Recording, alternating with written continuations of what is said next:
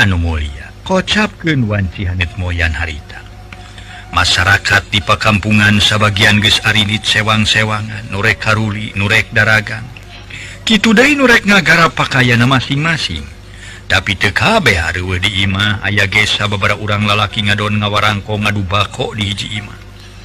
sedeng nu dipake wangkongan lintang urusan pakaya bari hate masing-masing luh lah ngarasa susah jeung wegah